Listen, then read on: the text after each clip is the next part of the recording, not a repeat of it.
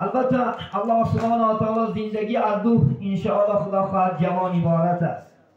انسان وقتی که به دنیا می آید تا سین 18 سالگی برای خوردن و آشامیدن، برای علم گرفتن انشاءالله، برای عقلش پیشرفت کردن انشاءالله چی دارد؟ محتاجی دارد. وقتی که 18 ساله می شود این چنین برای یعنی مرد باشد اشتهای زن میکند، زن باشد اشتهای مرد میکند و غذای انشاءالله جفت شدن یک جای شدن الله سبحانه و تعالی انشاءالله خدا خواهد مناسب می‌بیند.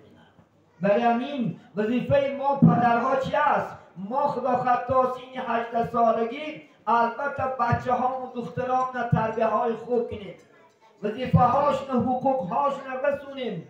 امروز افسوس زن گرفته است از بچه حقوقش نمیدوند، دختر شوهر که رسد تیار نیست، حقوقش نمیدوند. در مابین 1 ماه و 2 ماه جنجال و در 1 ماه و 2 ماه مصیبت بالای مصیبت جدا شده است یا نمی؟ حالا که برای چی پدرها شما بچه هاتون نمیگید، نصیحت نمیکنید؟ برای چی؟ چون ناموس میکنید. تربیه‌گر معلم نخستین انشاءالله بچه و دختر کی است؟ پدر و مادر است. باور میکنه در نکاح بعضی مسئله ها را میپرسش دامله ها با نمیدوند، حقوقش نمیدوند، زن گرفته است. وای دختر شوهر که است صاحب عائله میشود، صاحب خانه میشود، نه ترتیب دارد نه انتظام. خفه نشین پدرهای عزیز. مقصد برای چی؟ چون که شما اکثر در سفر هستید، در مسافرت هستید، نمیکنی بچه خدا خواهد تربیه کنی. دختر دست تربیه موندگی است، در 10 سال و 5 سال یک میایید دیدار میبینی با میزنی میدهی، کی تربیهش میکنه؟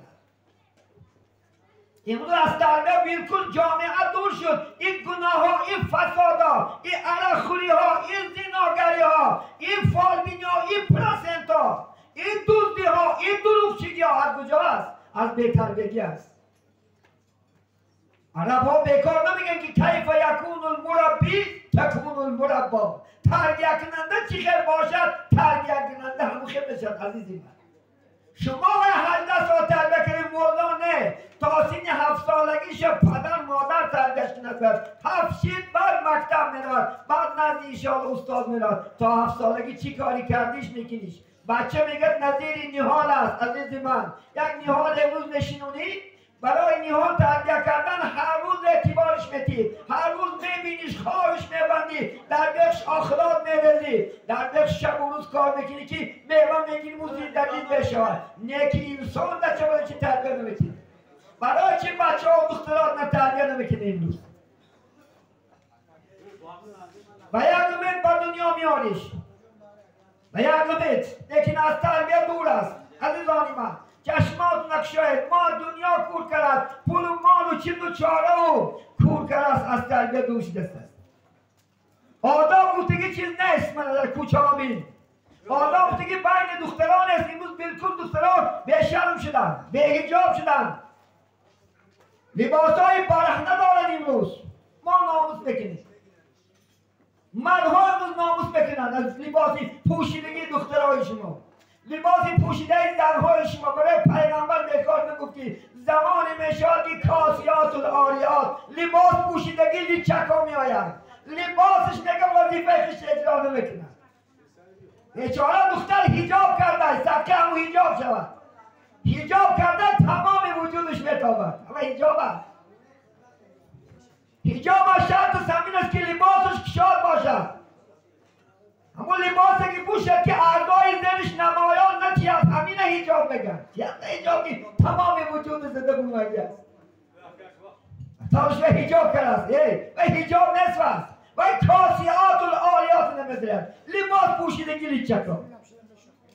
باید وظیفه‌ش اجرا کنه. یا مردها را میده سرگرم شدن با ترسو گرده و به ناموس تو ترسو تو مردگی تو کلام ناموس بگی تو با ترسو نگردی. تو مسلمانی که تو الحمدلله مرد عورتش از در ناف تا دری باید که دانش باشد.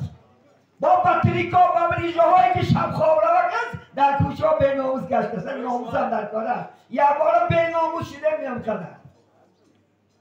پیغمبر بزرگوار محمد صلی الله علیه وسلم بین اگر ناموسش میگشت مثل عروسی تای چادر بود پیغمبر صلی الله علیه وسلم.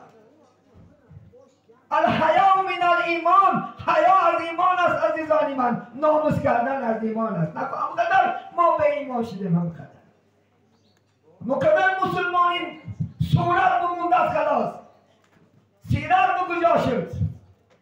مقدر مسلمانی که امروز تمامی عالم ها هم عملش نمود و در این خدا مصیبت بالای ما شما هست. دامله ها هم به عمل شد، پیشوا ها هم به عمل شد.